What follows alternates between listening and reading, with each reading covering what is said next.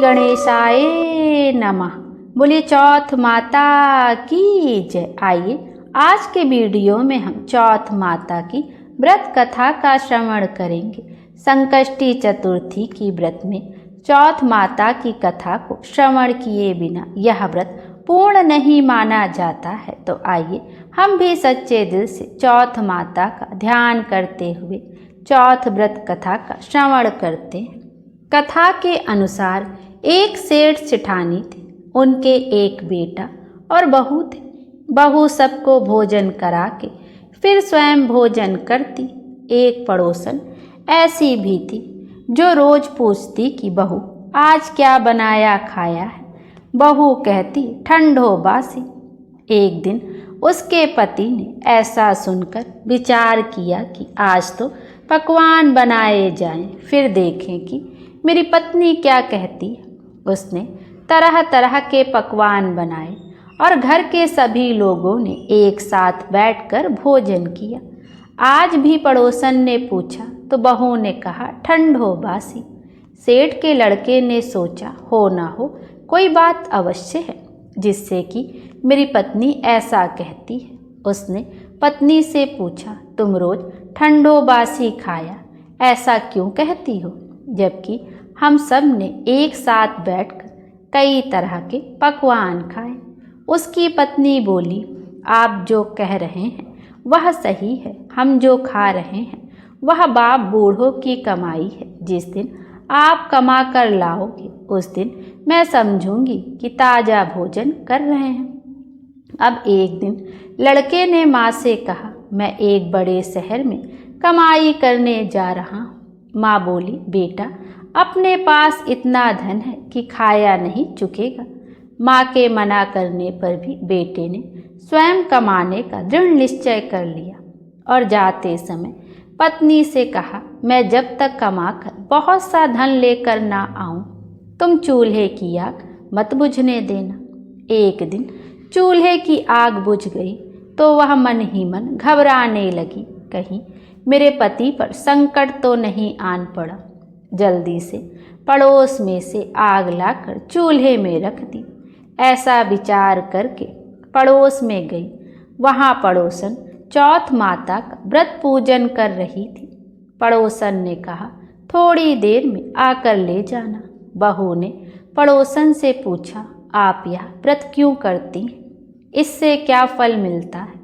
पड़ोसन ने कहा चौथ माता के इस व्रत को करने से अन्न धन लक्ष्मी मिले और अपनी मनोकामना पूरी हो।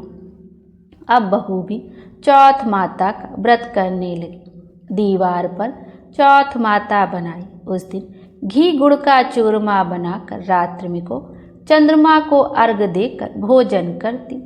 ऐसा करते करते बहुत दिन बीत गए।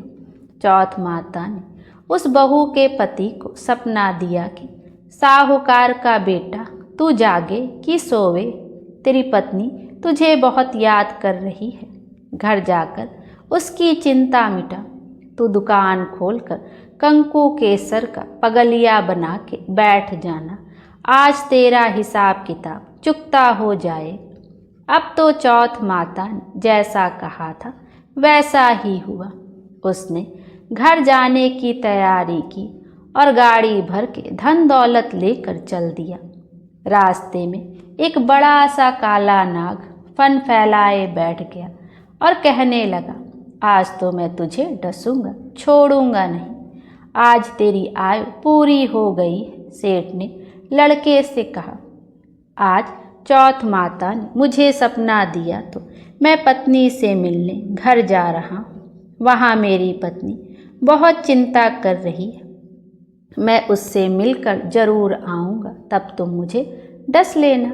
नाग ने कहा तुम शपथ पूर्वक कह कर जाओ तो मैं तुम्हें जाने दूंगा, परंतु लौट कर नहीं आए तो तुम्हारे घर आकर मैं तुम्हें डस लूँगा।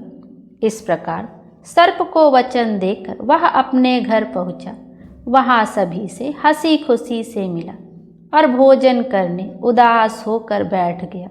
उसकी पत्नी ने उदास होने का कारण पूछा तो पति ने काले नाग वाली बात बताते हुए कहा यदि मैं उसके पास नहीं जाऊंगा तो वह घर आकर ही मुझे डस लेगा। पत्नी बहुत चतुर थी। उसने कहा कि आप घबराओ नहीं, लेट जाओ, मैं एक उपाय करती हूँ। पत्नी ने कमरे की 7 पीढ़ी धोई। पहली पीढ़ी पर रेत, दूसरी पर इत्र, तीसरी पर गुलाल और चौथी पर कंकु केसर, 5वीं पर लड्डू पेड़ा, 6ठी पर गादी गलीचा और 7वीं पीढ़ी पर दूध का कटोरा भरकर रख दिया। इस प्रकार वह 7 ही पीढ़ी सजाकर बैठ गई। आधी रात होते ही नाग आकर पीढ़ी चढ़ने लगा। पहली पीढ़ी पर रेत में लौट गया और कहने लगा कि सेठ की बहू ने आराम तो बहुत दिया, पर वचनों से बंध कर आया हूँ, सो डसूंगा अवश्य ही। इसी प्रकार 7 पीढ़ियों पर नाग आराम करता हुआ और कहता हुआ कि डसूंगा जरूर। कमरे में जाने वाला ही था कि चौथ माता ने विचार किया कि मैं इसे नहीं बचाऊंगी तो संसार में धर्म कर्म और व्रत पूजन को कौन मानेगा। अब तो गणेश जी, चंद्रमा जी और चौथ माता ने उसे बचाने का विचार किया। चंद्रमा जी ने उजाला किया, चौथ माता ढाल बनी और गणेश जी ने तलवार लेकर नाग को मार दिया और ढाल से ढक दिया। अब बहू भी थकी हारी सो गई। दिन उगा तो लोग बेटे से मिलने आए, परंतु बेटा बहू तो उठे ही नहीं। बहुत देर हो गई तो माँ उन्हें उठाने गई। माँ ने 7 पीढ़ियों पर जब सब कुछ देखा तो बहुत घबराई और बेटा बहू को आवाज लगाई। बेटा बहू उठे तो देखा कि एक ढाल तलवार वहाँ पड़ी। अब ढाल उठाई तो वही काला नाग मरा हुआ पड़ा है।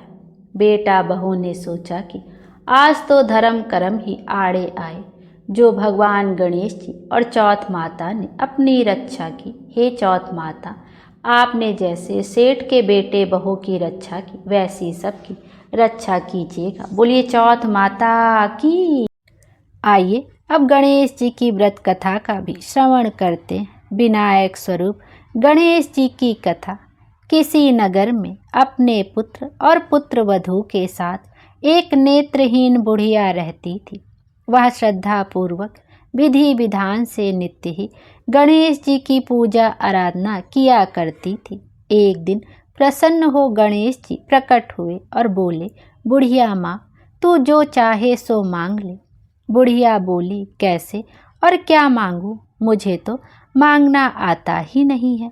तब गणेश जी बोले, अपने बेटे बहू से पूछ कर मांग लेना, मैं कल फिर आऊँगा। बुढ़िया ने बेटे से पूछा तो बेटा बोला कि धन मांग लो। बहू बोली कि पोता मांग लो।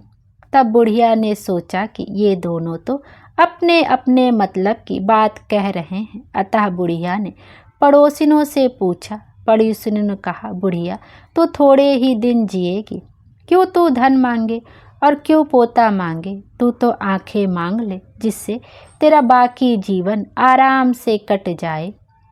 लेकिन बुढ़िया ने पड़ोसिनों की बात नहीं मानी। उसने सोचा कि जिसमें बहू बेटा राजी हो वह मांग लूँ और अपने मतलब की चीज़ भी मांग लूँ। अगले दिन गणेश जी आए और बोले, बुढ़िया माँ, जो चाहे सो मांग ले।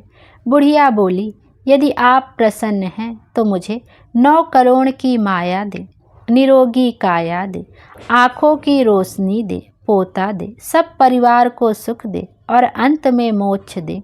गणेश जी बोले, बुढ़िया माँ, तूने तो हमें ठग लिया, किंतु तेरा वर तुझे मिलेगा, तथा अस्तु। इतना कहकर गणेश जी अंतर ध्यान हो गए। बुढ़िया को वर के अनुसार सब कुछ मिल गया। हे सिद्धि विनायक गणेश जी, जैसा आपने उस बुढ़िया को सब कुछ दिया, वैसा ही हमें भी देने की कृपा करना। बोलो गणपति महाराज की जय, गणपति देव की जय। आइए अब गणेश जी की एक अन्य कथा का भी श्रवण करते हैं। एक बार गणेश जी एक छोटे बालक के रूप में चिमटी में चावल और चमचे में दूध लेकर निकले। वह हर किसी से कह रहे थे कि कोई मेरी खीर बना दो, कोई मेरी खीर बना दो। एक बुढ़िया माई बैठी हुई थी। उसने कहा, ला मैं बना दूँ तेरी खीर। वह छोटा सा बर्तन चढ़ाने लगी। तब गणेश जी ने कहा, दादी माँ, छोटी सी भगोनी मत चढ़ाओ, तुम्हारे घर में जो सबसे बड़ा बर्तन हो वही चढ़ा दो। बुढ़िया ने वही चढ़ा दिया। वह देखती रह गई कि जो थोड़े से चावल उस बड़े बर्तन में डाली थी वह तो पूरा भर गया है। गणेश जी ने कहा, दादी माँ, मैं नहा कर आता हूँ।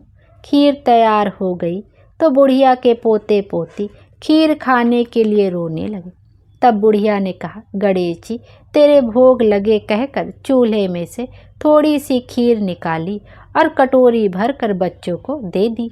बुढ़िया की पड़ोसन ऊपर से देख रही थी तो बुढ़िया ने सोचा यह चुगली कर देगी, तो एक कटोरा भरकर उसे भी पकड़ा दिया। बेटे की बहू ने चुपके से एक कटोरा खीर खाई और एक कटोरा चक्की के नीचे छुपा दिया। अभी भी गणेश जी आए नहीं थे। बुढ़िया को भी भूख लग रही थी। वह भी एक कटोरा खीर भरकर किवाड़ के पीछे बैठकर एक बार फिर कहा कि गणेश जी, आपको भोग लगे कहकर खाना शुरू कर दिया। तभी गणेश जी आ गए। बुढ़िया ने कहा, आ जा रे गणेशवा, खीर खा ले, मैं तो तेरी ही राह देख रही थी। गणेश जी ने कहा, दादी माँ, मैंने तो खीर पहले ही खा ली। बुढ़िया ने कहा, कब खाई? गणेश जी ने कहा, जब तेरे पोते पोते ने खाई तब खाई थी, जब तेरी पड़ोसन ने खाई तब खाई थी, और जब तेरी बहू ने खाई तब खाई थी, और अब तू खाने खाई तो मेरा पेट पूरा ही भर गया। बुढ़िया माई ने कहा, और सारी बात तो सच है, पर बहू बिचारी का तो नाम मत लो, वह तो सुबह से काम में लगी है, उसने फिर कब खाई? गणेश जी ने कहा, चाची के नीचे देख, जूठा कटोरा पड़ा है और तूने तो मेरे भोग तो लगाया, वह तो वैसे ही खा गई। बुढ़िया ने कहा, बेटा, घर की बात है, घर में ही रहने दो। अब बताओ बची हुई खीर का क्या करूं? गणेश जी ने कहा, पूरी नगरी को जिमा दो। बुढ़िया ने पूरी नगरी जिमा दी, फिर भी बर्तन पूरा ही भरा था।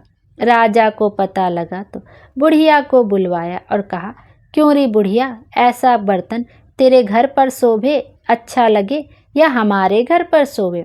बुढ़िया ने कहा, राजा जी आप ले लो। राजा जी ने खीर का बर्तन महल में मंगा लिया। लाते ही खीर में कीड़े मकोड़े बिच्छू कंछले हो गए और दुर्गंध आने लगी।